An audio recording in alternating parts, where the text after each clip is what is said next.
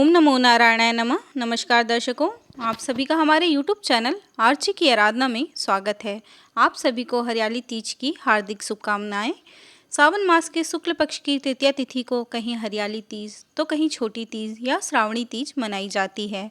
भगवान शिव और माता पार्वती के पुनर्मिलन के उपलक्ष्य में मनाई जाने वाली हरियाली तीज के बारे में कहा जाता है कि भगवान शिव माता सती के आत्मदाह के बाद उनको खोने का दुख सहन नहीं कर पाए और सांसारिक मामलों में रुचि खो दी और तपस्या में लीन हो गए।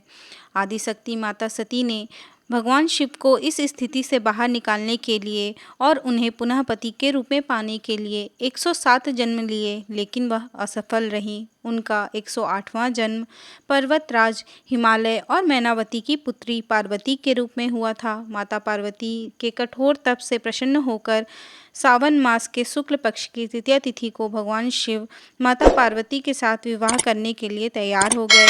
तभी से ऐसी मान्यता है कि इस व्रत को करने से माता पार्वती प्रसन्न होकर अखंड सौभाग्य का आशीर्वाद देती है। तीज के दिन सुहागन महिलाएं शिव पार्वती जी की पूजा करती हैं तथा पूरे दिन व्रत रखती हैं। फिर अगले दिन स्नान व पूजा के बाद व्रत पूर्ण करके भोजन करती हैं। इसी कारण तीज व्रत को करवा चौथ से भी कठिन व्रत माना जाता है।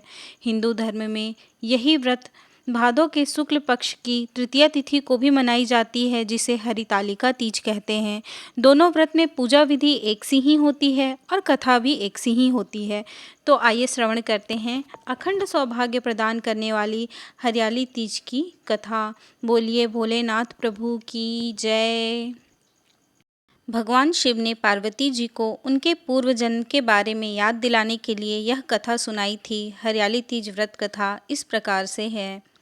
शिवजी कहते हैं, हे पार्वती, बहुत समय पहले तुमने हिमालय पर मुझे वर के रूप में पाने के लिए घोर तप किया था। इस दौरान तुमने अन्न जल त्याग कर सूखे पत्ते चबाकर दिन व्यतीत किए थे। किसी भी मौसम की परवाह किए बिना तुमने निरंतर तप किया। तुम्हारी इस स्थिति को देखकर तुम्हारे पिता बहुत दुखी थे। ऐसी स्थिति में नारद जी तुम्हारे घर पधारे। जब तुम्हारे पिता ने नारद जी से उनका आगमन का कारण पूछा तो नारद जी बोले, हे गिरिराज, मैं भगवान विष्णु के भेजने पर यहाँ आया हूँ। आपकी कन्या की घोर तपस्या से प्रसन्न होकर वह उनसे विवाह करना चाहते हैं। इस बारे में आपकी राय जानना चाहता हूँ।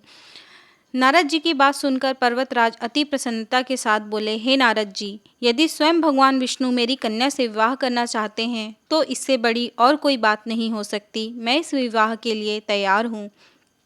फिर शिव जी पार्वती जी से कहते हैं, तुम्हारे पिता की स्वीकृति पाकर नारद जी विष्णु जी के पास गए और यह शुभ समाचार सुनाया।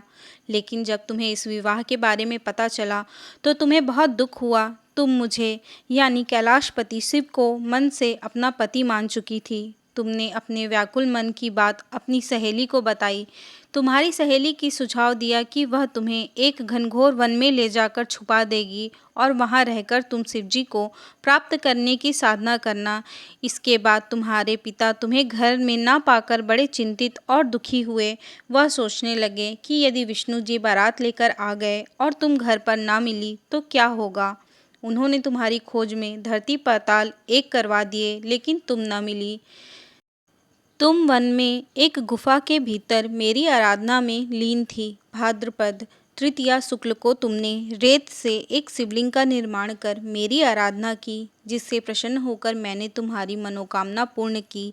इसके बाद तुमने अपने पिता से कहा कि पिताजी, मैंने अपने जीवन का लंबा समय भगवान शिव की तपस्या में बिताया है और भगवान शिव ने मेरी तपस्या से प्रसन्न होकर मुझे स्वीकार भी कर लिया है। अब मैं आपके साथ एक ही शर्त पर चलूंगी कि आप मेरा विवाह भगवान शिव के साथ ही करेंगे। पर्वतराज ने तुम्हारी इच्छा स्वीकार कर ली और तुम्हें घर वापस ले गए। कुछ समय बाद उन्होंने पूरे विधि विधान से हमारा विवाह कराया।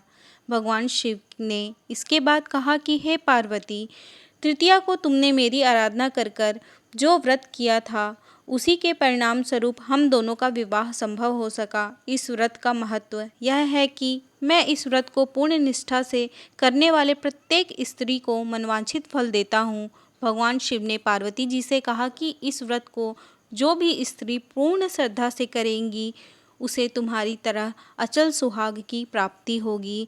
इस प्रकार हरियाली तीज की व्रत कथा पूर्ण हुई।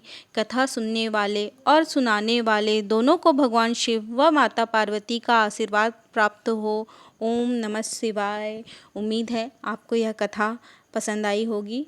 अगर आपको हमारा ये वीडियो अच्छा लगा हो तो हमारे वीडियो को लाइक करिए और पूजा व्रत त्यौहार से जुड़े और ऐसे वीडियोस पाने के लिए आप हमारे चैनल को सब्सक्राइब करिए और बेल आइकन को भी प्रेस कर दीजिए ताकि आपको हमारे आने वाले वीडियो का नोटिफिकेशन मिल सके। धन्यवाद।